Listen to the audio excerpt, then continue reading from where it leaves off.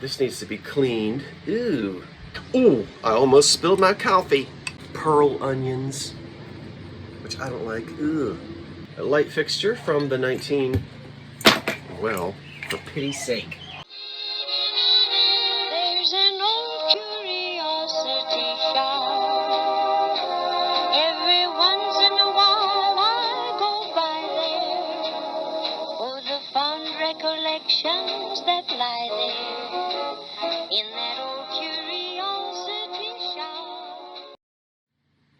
Well, good morning, everyone, and welcome back to the front porch of the 1925 bungalow. I'm Scott. Now, it's early in the morning. This house faces the east, so we've got the morning sun right in front of us, and it's going to be heading over the top of the house pretty soon. But I thought this would be a good time to do a thrift haul because hopefully the beautiful glass will show up in the sunlight and you'll be able to have a nice good look at it. So we're having a thrift haul today. Ooh, I almost spilled my coffee.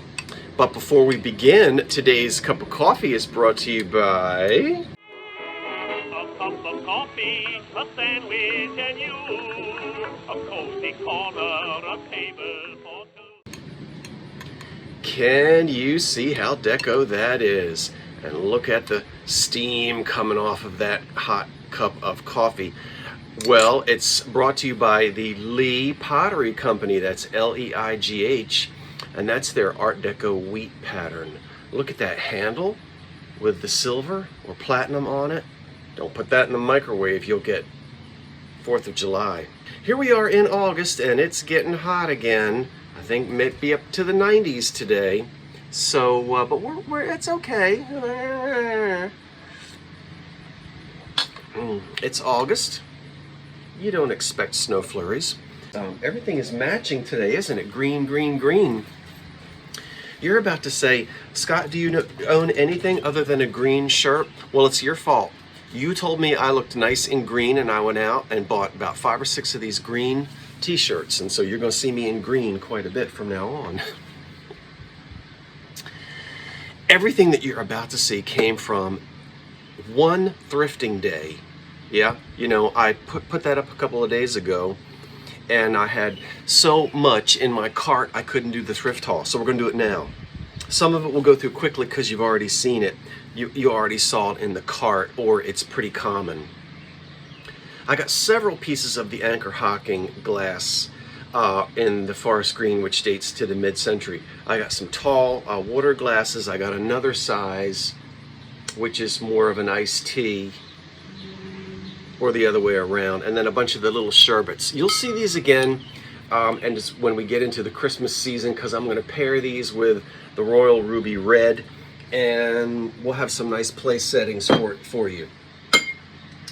This piece here is got a lot of crazing on it. It's a 1940s kitchen piece. It's not cracked or chipped, but boy, it's all crazed and stained up.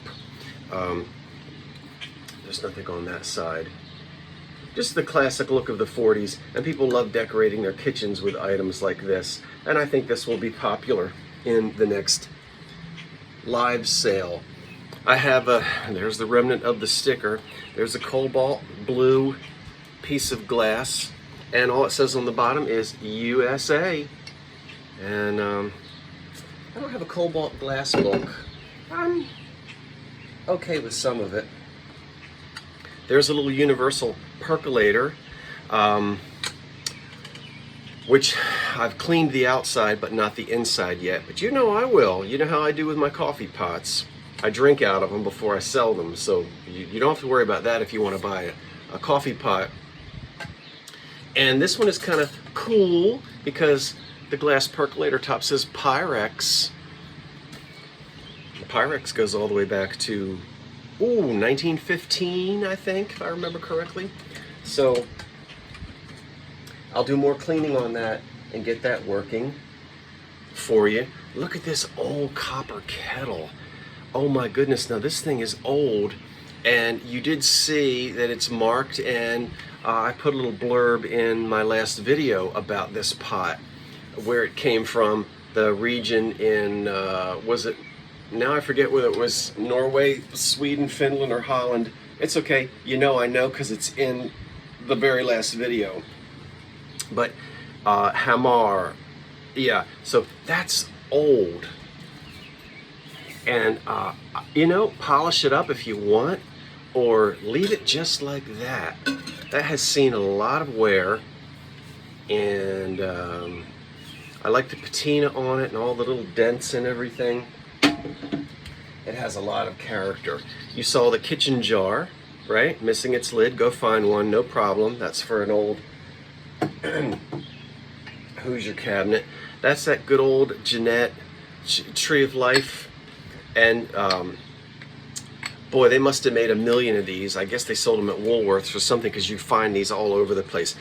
You know, and I sell them. So this one I'm keeping and putting in my collection of candy jars from the 20s and 30s, because I keep selling them and I never saved one for myself. That'll often turn up in the shops with no lid, and everybody thinks it's like some fancy libation presentation cup thing. I don't know what it is about Toby jugs. I've always liked them. And this one, look at him. Look at the colors on him. I absolutely love it. He's not for sale. I just gravitate towards these particular colors, and you can tell that it's not English. It's not traditional at all. And you can also tell it's from the 1930s. It's got that look. And if we turn it upside down, there is a Czechoslovakian mark right here, and that's one of those before the war, before the Second World War Czechoslovakian marks. So I just like him quite a bit. And then I'm not going to show you all of them because they're in the house and it would take too long. Did you see these in my cart? This whole bundle of spice containers for the kitchen. I have about 6, maybe 5 of the big ones. You're seeing oatmeal. And I've got about 5 of the random little ones. There's clove. Now, sometimes these sets went on and on and on and on, and included everything from barley to cardamom, which was only B to C. I know that, but I couldn't think of anything else to say. Once again, made in Czechoslovakia, and that again would be between the 2 world wars.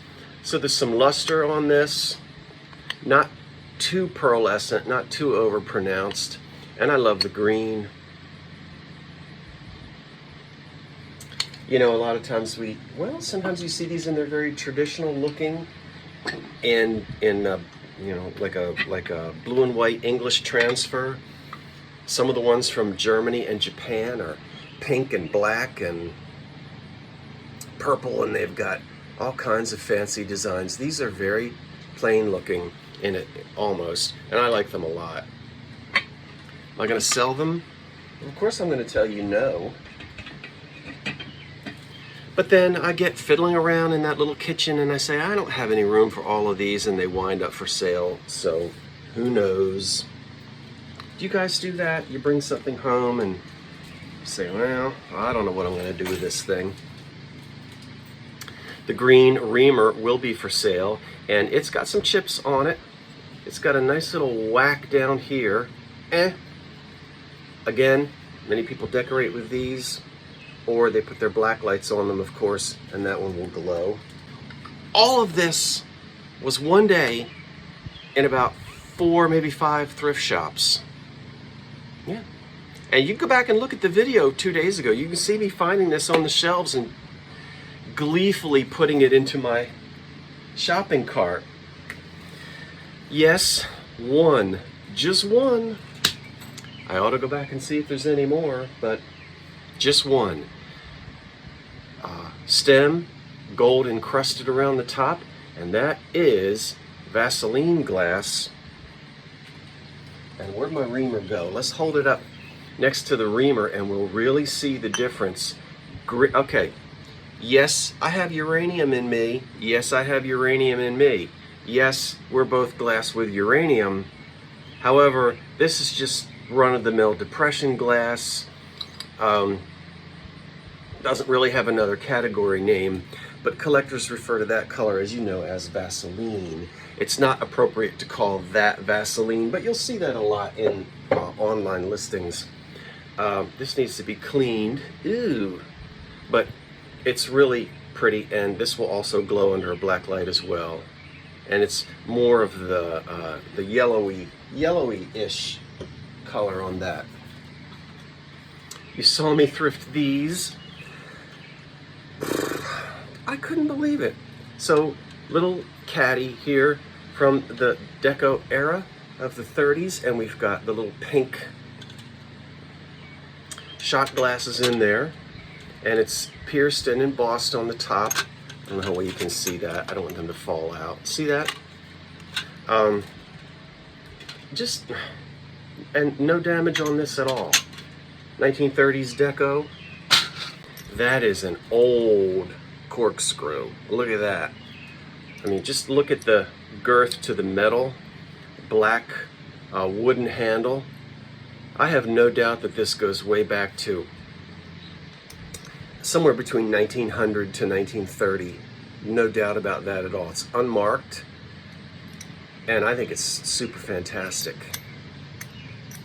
I was in one of the thrift shops. You saw these two shakers. I think those are Hocking, if I remember correctly. Salt and pepper.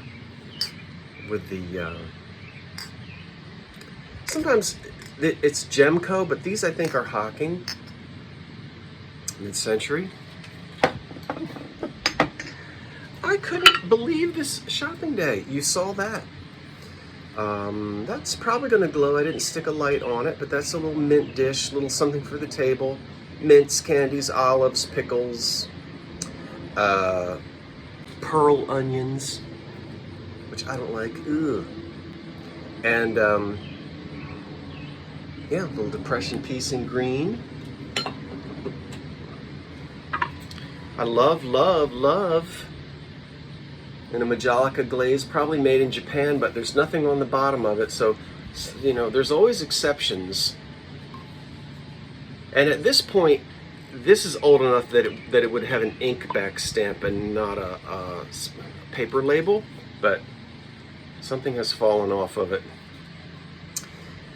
Is it a planter? Is it a catch-all?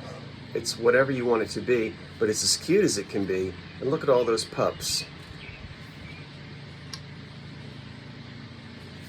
Is this mother is sleeping, taking a nap, and father is supposed to be watching the pups, but this one over here is trying to wake the mother up. That's what could be going on there. There's no damage on that. Pie baking season, it's around the corner. Fall baking, I should say.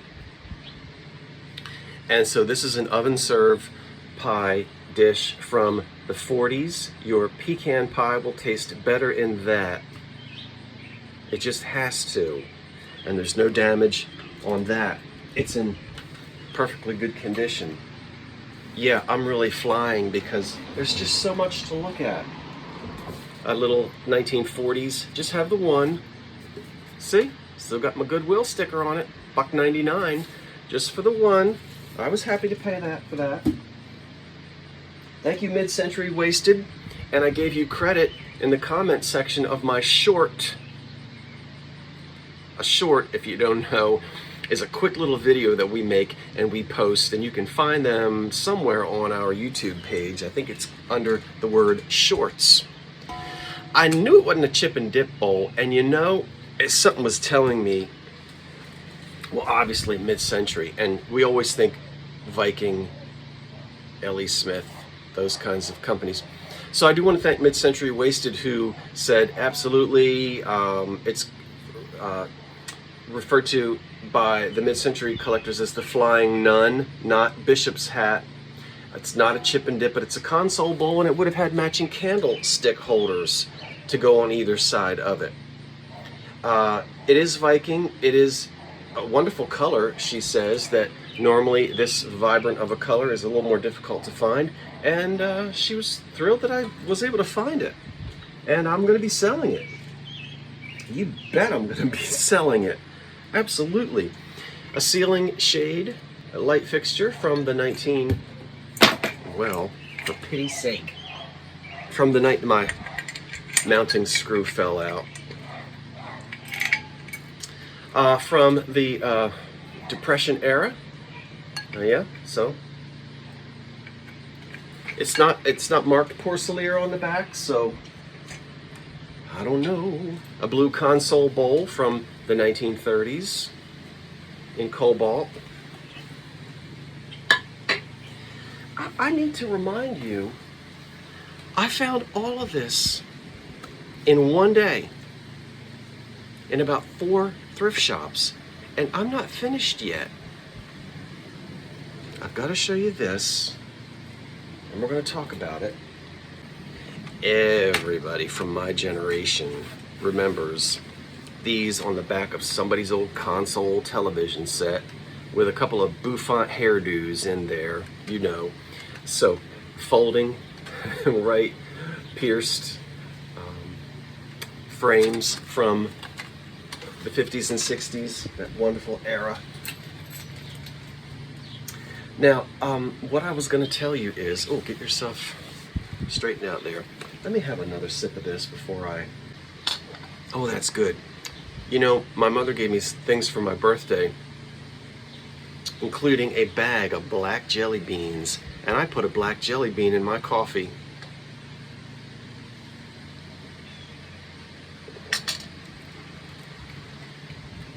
Some of you just spit out your dentures, but I did, and it's delicious. I'm not paying $7.99 at the grocery store for flavored coffee when I can just throw a black jelly bean in there and be done with it. There's my neighbor watering his lawn. He just thinks I'm up here talking to myself again. Okay, now, let's put that. Is that going to blow that off? No, it won't. Let's take a look at this. You will recognize this right away as a piece of stretch glass. Now, we have talked about stretch glass 1,000,001 times, but let's talk about it in detail a little bit more. We're going to talk about who made the piece, and we're going to compare it to this piece back here. But first of all, you might look at this and say, well, what a shame it's a candy dish and it lost its lid. This one never had a lid. This is actually a little compote or comport.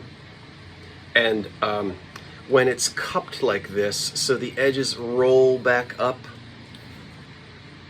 cupped, they normally didn't have lids. If this hadn't been cupped like this, and then there were usually lids and they were usually candy dishes. And we'll show you that. We'll talk a little bit about the book of the day, the stretch glass, the American Iridescent Stretch Glass Identification Guide. This is by John Madley and Dave Shetler. And I'll let you see that. There is still a very active stretch glass society if you're interested. And I thought it would be fun. I want to read a little something to you, and here we go. What is the official definition of stretch glass? Well, here it is. This is the official definition of stretch glass, defined by the Stretch Glass Society in their constitution and their bylaws. And here it is. I thought it would be interesting to read it to you. Stretch glass is pressed or blown molded glass that has little or no pattern and is sprayed with a metallic salt mix while it's hot.